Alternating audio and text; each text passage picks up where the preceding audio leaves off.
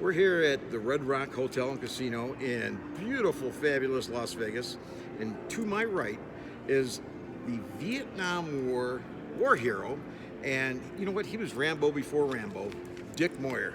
Dick, it's great to see you again, buddy. Okay, thank Absolutely. you. Thank you. Appreciate the time. You'll see on our website that we did a series of interviews with Dick, and he talked about all the different things that he did over there. And today, what we're going to talk about are the LRP Patrol, LRP soldiers, whatever you want to call them. What do you call them? We call them LRP Rangers. LRP Rangers. I knew I'd get the name sooner or later. Era. All right. So now, what is a LRP Ranger? Well, the LRPs actually it's just an acronym that we use for long-range patrol or long-range recon patrol. They just shorten it down, so LRPs refer to the LRPs.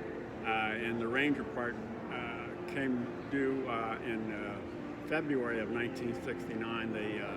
All of the LRP units in Vietnam were transferred into the 75th Ranger Regiment. And my unit that I was with was disbanded and went out to help form 3 other Ranger units. And so that's what we did. So what we were 5 and 6 man reconnaissance teams sent out in hostile territory to collect intel, spy on the enemy, and we were stealthily inserted. So to collect this information, and detection was not a good idea. Yeah. Good idea. Yeah, absolutely. Because we're a 5 or 6 man team, and we always assumed that when we'd make contact with the enemy, that we would be heavily outnumbered and there'd be large forces close by. So when we went to the field, we were heavily armed, because when we did make contact with them, we had to convince them that we were a large force, a lot more than 5 or 6 guys. Yeah. So that was our goal.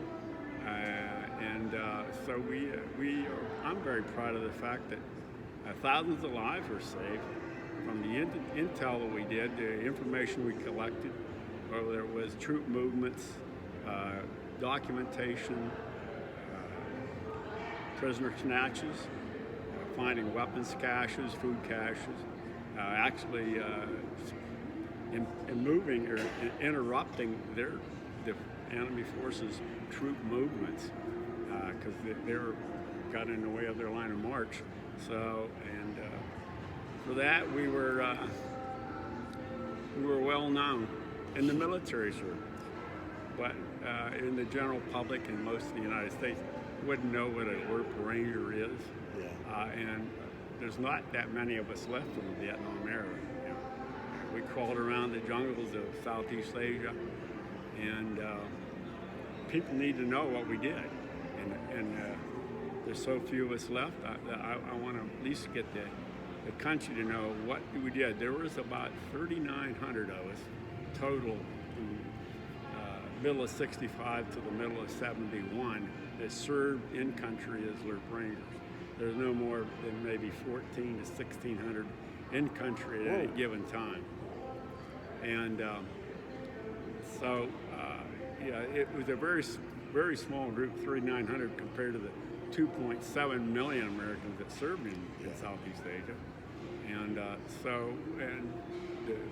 everybody in the military hierarchy and lower know about LRPs and LRP Rangers. And I would just like to get national recognition before we're all gone. You know, it's been over 50 years since I come back, and a lot of us are going. And we meet every 2 years in 2 of the companies that I served with in Vietnam. So that's my goal, is to get the general public to know what we are, what we did, and actually the unbelievable things that we did. Oh, yeah. It's incredible. Yeah. Yeah, the LRP Rangers are a breed apart. That's all I can say. Yeah, absolutely. You're going to see on some of his other interviews, I encourage you to go see them on the Voice of the Vet website. Some of the stories that he told on camera and some he told off camera were incredible. Now, one story here's the kind of people the LRPs were.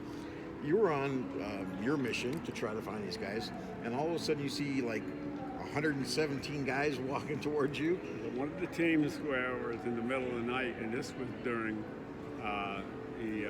just a precursor to the Tet Offensive, and it was middle of the night, and they're on a trail, and there's the Vietnam forces, the Viet Cong forces were walking by them, and they started counting them, and they were only a matter of a few feet from them, and they stopped counting after 115. Oh, so Lord. yeah, and that was, they were making their movements, planning the Tet Offensive, and our company actually had collected information and captured documents alerting Second Field Force who we worked for that something big was about to happen.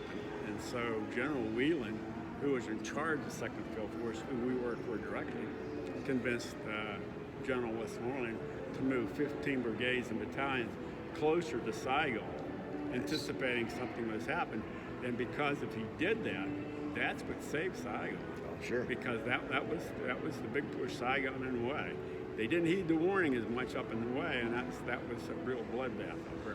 Oh, I bet. But because of the big forces, the American forces moving closer to Saigon, they were able to react pretty quickly. And the way the story is told, we were very effective. I wasn't in country at the time, but I linked up with the guys that were in country at the time. I got there in May of '68. And from May on until actually the end of the summer of '68, from the Tet Offensive, the summer of '68 was considered the mini Tet, because they were trying to recoup all of their losses. And at that time, we guesstimated that there were probably about 37,000 Viet Cong and North Vietnamese military that were killed during this offensive. And actually, just a year ago, the North Vietnam admitted that they lost 58,000. Okay. During the Tet Offensive. So That's pretty effectiveness. impressive. Yeah. We never That's lost impressive. the battle. We never lost the battle. That's good. Good. So, Now, I got to let our viewers know that now when Dick was on patrol, he carried the M60. How much does that weigh? 35 pounds? It weighs almost 32 pounds okay. without any ammunition hanging. And you had, what, 800 rounds in the backpack? I carried 800 rounds in the backpack for me. I wasn't required to, but I carried 800, and I carried another 200 rounds in a Claymore bag slung around my neck, so it would be at the ready as we're moving through the woods. And then on the machine gun itself, I carried 18 to 19 rounds on a belt that hung off the side, because as I'm moving through the jungle, the bush, I had to have the capability of firing my weapon immediately. Yeah. So that's why I had ammunition hanging there. So it was, gun was bigger than me. So. Yeah, it's huge. Now, but I wasn't afraid of it. I could make that baby sing. That's everybody that I've talked to that knows you and knew about you there. They all said the same thing. That's why I say he was Rambo before Rambo. And it's simple as that. Now, carrying all that stuff, you're talking about maybe an extra 100 pounds? Well, the bag,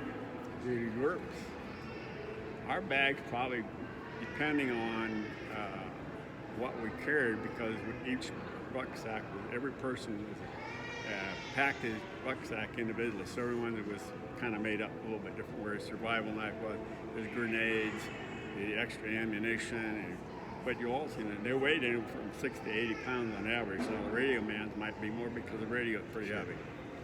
And but you had to carry not only all of your armament and a Claymore mine, but you had to carry an additional 100 rounds for the machine gun. Every other person carried. Every guy does? Every other person carried 100 rounds of ammunition. So that machine gun was specific for one job. And if I carried, I knew what my job was, and they all knew what my job was. Yeah. So I was supposed to, when we made contact, I am the guy who has to hold the enemy at bay. Oh, yeah. So they loved you. I wasn't yet. They loved me when I was getting rid of the ammunition. Yeah, so they sure. wouldn't have to hunt me back.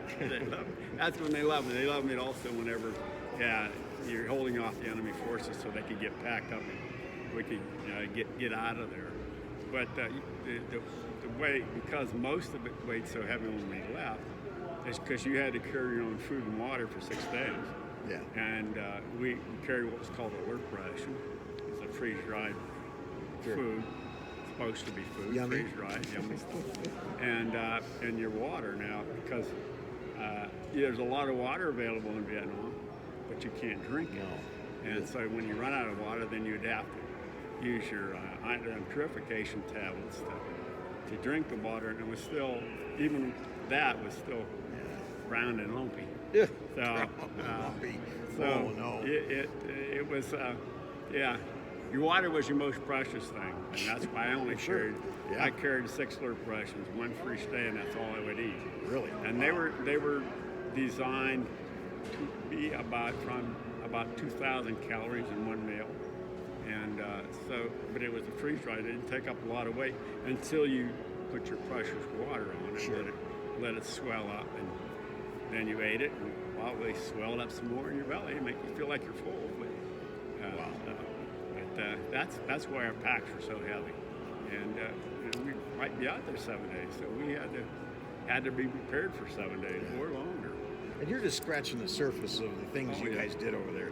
Right. Now, just to show you what kind of guy he is, how many Purple Hearts do you have? I have 3 Purple Hearts now. 3. And the 4th I'm still working on. We're going to help you with that one. Yeah, that's Yeah. you deserve that. Yeah. Now, here's another question.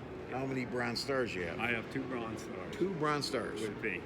One would be. Any other medals that we should know about? I've got the Army Commendation Medal with V device for valor and heroism.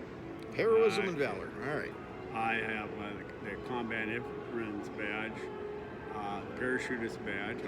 We all had to be parachutists. We were paratroopers. And I've got the Arvin Cross of Gallantry. That's a foreign medal. Nice. With an opening cluster. And I have my expert marksmanship badges for an expert in M16 and an expert M60 machine gun. Sure. That's why I got the carry. You better be carrying that big thing around. So yeah, that's one off the top of my head. I've got other incidental stuff like national defense and good conduct. I don't know how I got the good conduct. And no one asks LRPs. Well, So yeah. they're not going to question you. Yeah. That's for sure. Now, what we're going to do is, if there's anybody out there that's a LRP, we're not going to say a former LRP, because once a LRP, always a LRP. Am I right? That's right. All right. You've earned that title. If you know somebody that is a LRP, whether they're still with us or not, please get a hold of Voice of the Vet. The numbers are going to be right here on the bottom of the screen, and we would love to hear from you, because what we're going to do is we want to get the recognition that these guys deserve. And coming from Washington, we'll do everything we can. We're going to contact members of the Veterans Armed Services Committee, and there's a couple here in Nevada, and we're going to talk to them personally. And with the way things are right now, let's get the vets. These guys, they put their life on the line, and a lot of them, how many did we lose? Like 59,000? Yep. They gave all right, so we need to recognize the LRPs, because what they did saved lives. It gave the intel and everything to the higher ups, and they could formulate a plan. I could almost talk today. So what we're going to do is we're going to really work with Dick one-on-one, and we're going to get the word out. And it's not going to be a one-time thing. I'm going to harp on this, and we're going to do updates as we're doing things. We'll let you know what we did and who's responded to us from the congressmen or congresswomen and the senators, and anybody else. So please jump on the bandwagon here with us.